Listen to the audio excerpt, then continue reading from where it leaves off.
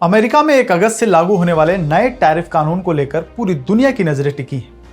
America पहले ही Japan, Brazil, दक्षिण Korea और इंडोनेशिया जैसे देशों पर रेसिप्रोकल टैरिफ यानी जवाबी शुल्क लगाने का ऐलान कर चुका है। अब ट्रंप की नजरें ब्रिक्स देशों ब्राजील, रूस, भारत, चीन और दक्षिण अफ्रीका पर है। ट्रंप इन देशों पर अतिरिक्त टैरिफ लगाने की चेतावनी दे रहे हैं। इसके पीछे की बड़ी वजह है अमेरिकी डॉलर का प्रभुत्व धीरे धीरे कम होना। हाल ही में दिए गए एक बयान में ट्रंप ने कहा कि अगर अमेरिकी डॉलर रिजर्व करेंसी का दर्जा खोता है तो यह एक विश्व युद्ध हारने के बराबर होगा। उन्होंने कहा, अगर डॉलर दुनिया की प्रमुख मुद्रा नहीं रहा तो अमेरिका वैसा देश नहीं रहेगा जैसा आज है। ट्रंप के इस बयान से यह साफ हो गया कि वे ब्रिक्स देशों की डॉलर से बाहर निकलने की रणनीति से बुरी तरह नाराज हैं।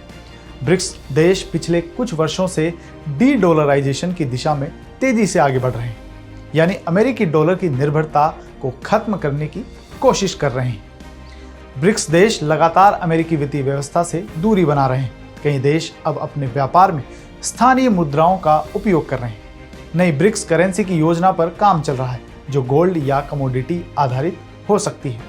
रूस और चीन जैसे देश अमेरिकी स्विफ्ट सिस्टम के विकल्प की तलाश कर रहे हैं। सेंट्रल बैंक अब डॉलर के बजाय गोल्ड रिजर्व बढ़ा रहे हैं।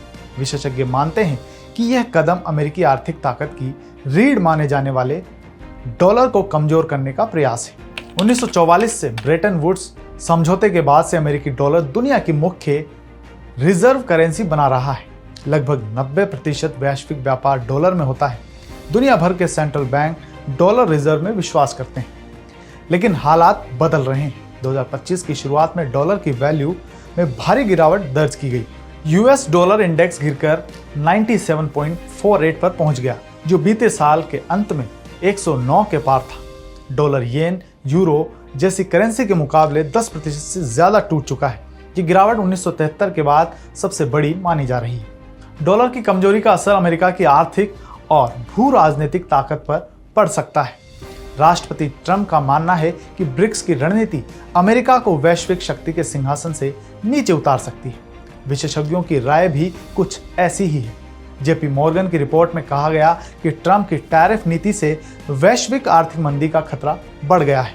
महंगाई बढ़ने की संभावना जताई गई है और वैश्विक ग्रोथ में 40% तक की गिरावट आ सकती है। गोल्डमैन सैक्स और अन्य वित्तीय संस्थान भी मानते हैं कि डॉलर का प्रभुत्व धीमे धीमे घट रहा है। हालांकि कुछ विश्लेषक यह भी कहते हैं कि अभी यह कहना जल्दबाजी होगी कि डॉलर का युग खत्म हो गया है।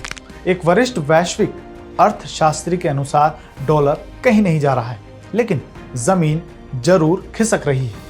1 अगस्त से ट्रंप की नई टैरिफ नीति लागू हो जाएगी। ब्रिक्स अगर डॉलर की बजाय अपनी मुद्रा में व्यापार करने की गति तेज करता है तो यह अमेरिका के लिए एक चिंता का बड़ा कारण बन सकता है। यह पहली बार है जब डॉलर का वैश्विक रुतबा इतने बड़े पैमाने पर चुनौती झेल रहा है।